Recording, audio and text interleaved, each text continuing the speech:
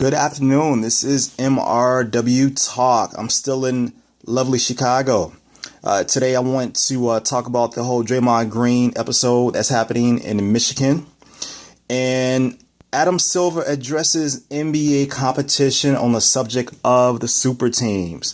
First, I want to start off with Draymond Green. So recently, it was in the news that Draymond Green was in somewhere in Michigan, and he was, I believe, at a club. Well, not at a club. Don't want to put that out there because he's not known for getting into compromising situations in clubs. So I don't want to put that out there. But he was somewhere, and he had brushed against a college football player, and supposedly Green didn't say "excuse me." The player got angry.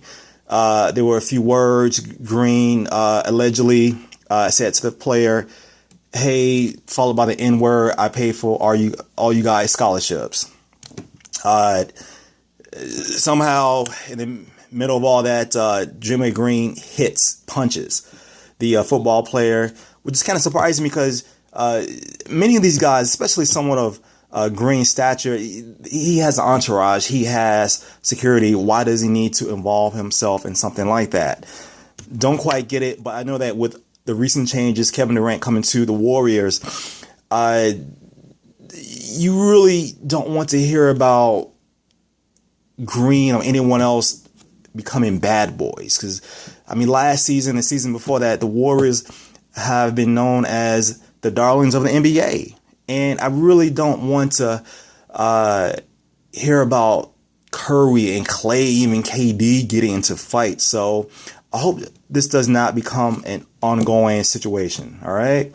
Well, next, I want to move on to NBA competition as Adam Silver recently addressed the super teams in the NBA.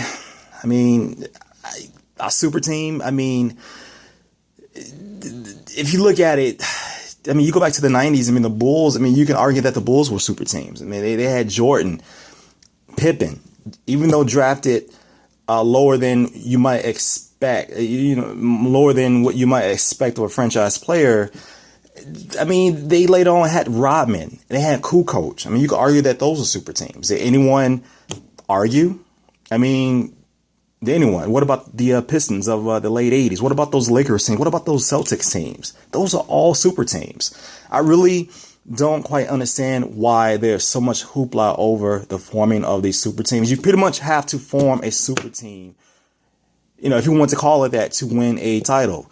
You can't have Kevin Durant and a bunch of nobodies, or you can't have LeBron James and a bunch of nobodies. That has been done. Usually those teams don't win. They don't win. They get beat up by other teams or so-called super teams all the time. If super team means that you are a talented team, then yes, you need to be a super team. All right. I mean, you look at other industries, companies, they employ the best talent all the time. You can call them super corporations, but no one steps in and says anything. They don't get the negative publicity. All right. Well, that's my time for the day. I'm still here in lovely Chicago. I'll be back in South Florida soon. Have a great day. Talk to you soon.